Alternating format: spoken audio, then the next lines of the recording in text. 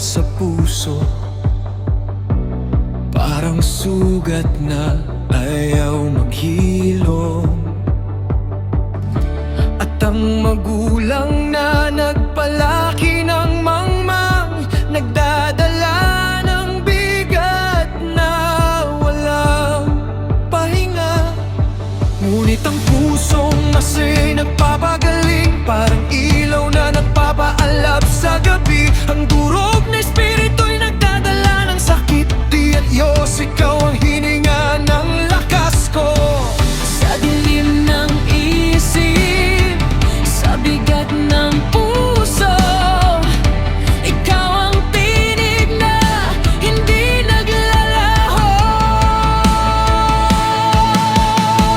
Sa gitna ng ingay, ikaw ang katahimikan. Sa gitna ng bagyo, ikaw ang aking sandigan. O Diyos, hawakan mo ang puso kong nanghihina, pagkat ikaw ang liwanag na hindi natitinag. Sa bawat pagsubok, ikaw ang aking lakas. Sa bawat luha, ikaw ang siyang tapat. Walang ibang Diyos na tulad mo. Ikaw ang buhay ko.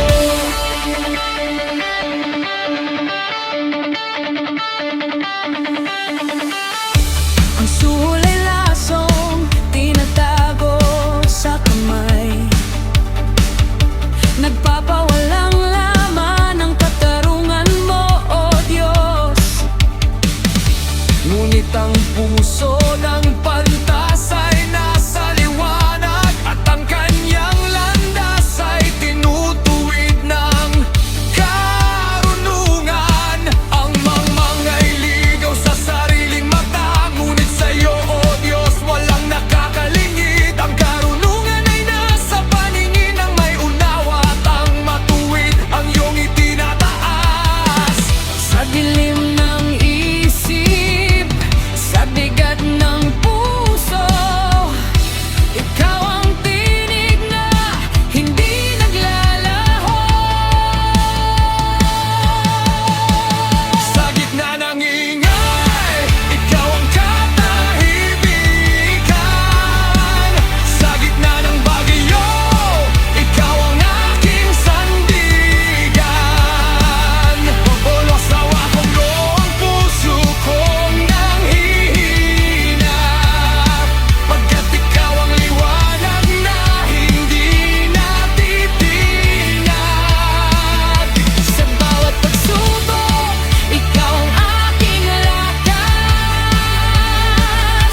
Sa bawat luha, ikaw ang siyang tapat. Walang ibang Diyos na tulad mo. Ikaw ang buhay ko.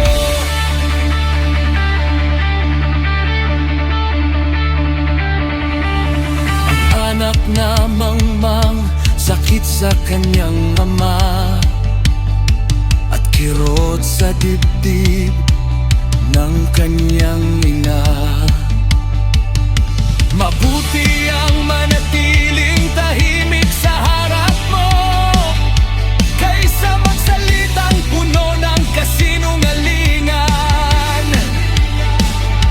Ang taong maingat sa salita'y nagkakaroon ng dangal, at ang marunong tumahimik ay nagiging marunong. Diyos, ikaw ang nagbibigay ng disiplina sa puso.